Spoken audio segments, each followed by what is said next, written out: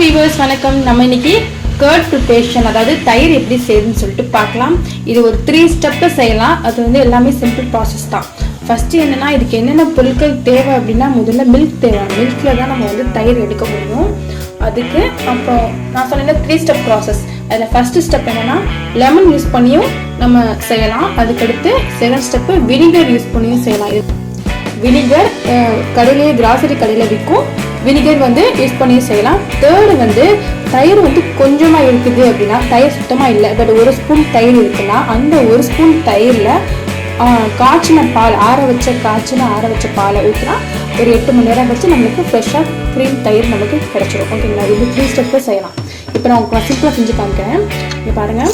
இது முதல்ல வந்து தயிர் நல்லா ஆடையோட தயிர் எடுத்துக்கோங்க. அப்போ தான் நமக்கு பால் வந்து நல்லா ஆடையோடு எடுத்துக்கோங்க. தண்ணி பாலாக இருந்தாலும் நமக்கு தயிர் கிடைக்காது. ஸோ நல்லா ஆடையோட கெட்டியான பால் எடுத்துக்கோங்க. பால் எடுத்து இது மாதிரி ஒரு வெசலில் ஊற்றிக்கோங்க. இப்போ நான் ஊற்றிட்டேன். இப்போ அடுத்து என்ன பண்ண போகிறேன் அப்படின்னா, நான் சொன்ன மாதிரி நான் இப்போ லெமன் ஊற்றி தான் உங்களுக்கு நான் காமிக்க போகிறேன். இது பியூர் கெட்டியான நல்ல ஆடையோட சுத்த பாலுங்க. இப்போ பாருங்கள், இந்த லெமன் இருக்கு பார்த்தீங்களா? இப்போ இதோட வந்து லெமன் ஒரு 4-5 ட்ராப்ஸ். ஓகேங்களா? மூடி வச்சுருங்க. ஒரு 2 மணி நேரம் கழிச்சு பார்க்கலாம். நமக்கு சூப்பரான கர்ட், ஹோம்மேட் கர்ட் நமக்கு தயிர் கிடச்சிடும்.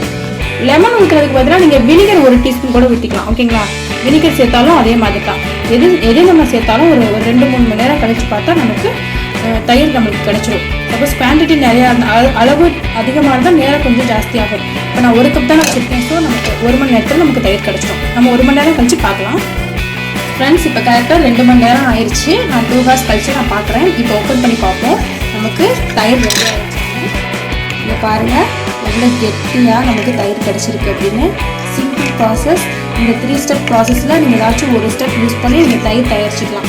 சப்போஸ் தயிர் வந்துட்டு இவ்வளோ தான் தயிர் இருக்குது அப்படின்னா, நீங்கள் இந்த 1 ஸ்பூன் தயிரை காய்ச்சி ஆற வச்ச பாலில் கலந்து ஒரு வெசலில் ஒரு கப்பில் வச்சுருந்தாலும் அது உங்களுக்கு ஒரு 4-5 மணி நேரம் கழிச்சு உங்களுக்கு தயிர் நமக்கு கிடச்சிரும். இது மாதிரி தயிர் ப்ரிப்பேர் பண்ணி நீங்கள் யூஸ் பண்ணிக்கோங்க. ஓகேங்களா? ஓகே, இந்த வீடியோ பிடிச்சிருக்குன்னு நினைக்கிறேன்.